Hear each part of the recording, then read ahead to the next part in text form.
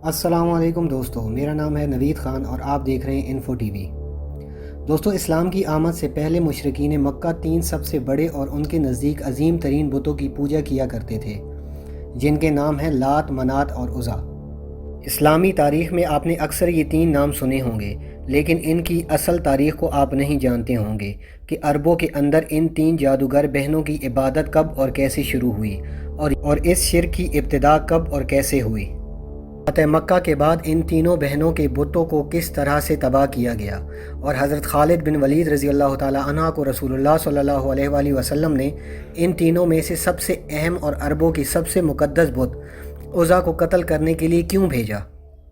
اور سلطان محمود غزنوی جنہوں نے ہندوستان پر سب سے زیادہ بار حملے کیے اور ہندوؤں کے سب سے مقدس سومناتھ بت کو توڑا، اصل میں یہ اسی عزا کا بت تھا جو عرب سے ہندوستان کی سرزمین پر پہنچا تھا۔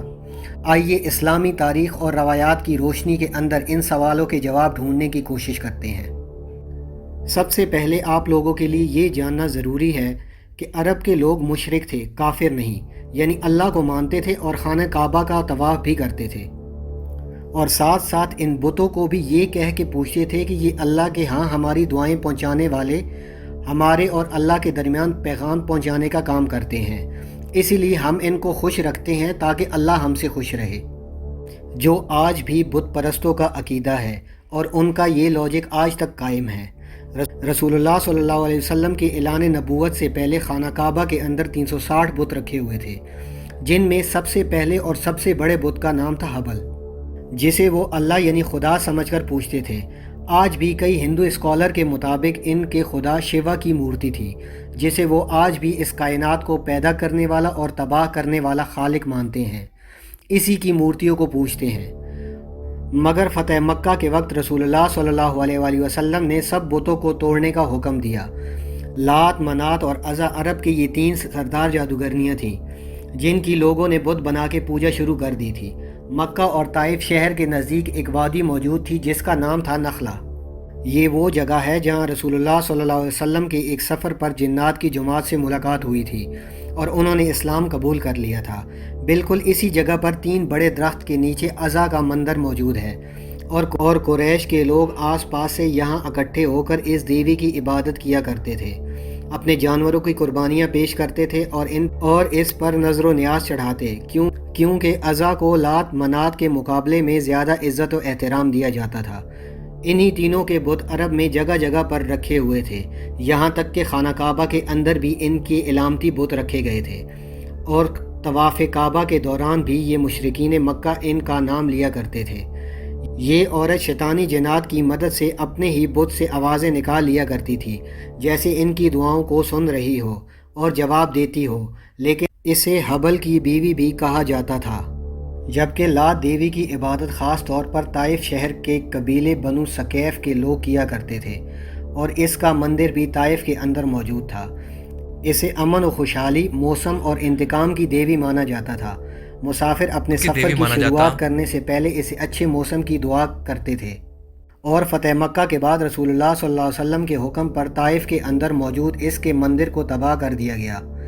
جبکہ منات کو قسمت، دولت، وقت اور موت کی دیوی مانا جاتا۔ مدینے میں موجود خوز و خزر اور اس طرح کے دوسرے قبیلے اس کی عبادت کیا کرتے تھے، اور احترام کے طور پر ان تینوں کے بت بناتے وقت منات کو درمیان میں رکھا کرتے تھے، کیونکہ ان کے مطابق وہ عمر میں تینوں سے سب سے بڑی تھی۔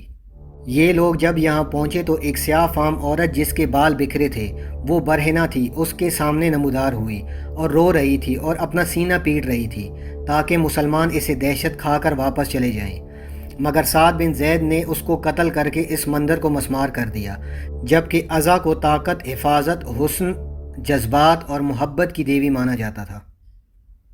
قریش مکہ جنگ کے اندر بھی اسی کو طاقت کے طور پر پکارتے تھے، یہاں تک کہ جب غزوہ بدر اور غزوہ احد کے اندر سب مسلمان اللہ کو پکار رہے تھے تو مشرکین مکہ حبل اور حزا کو پکار رہے تھے۔ یہ لوگ حزا سے محبت کی وجہ سے اپنے بچوں کے نام تک اس کے نام پہ رکھتے تھے، مثال کے طور پر عبدالحزا یعنی حزا کا غلام۔ اس دیوی کا نشان 3 درخت ہیں جو کہ ایک ساتھ وادی نخلا کے اندر موجود تھے،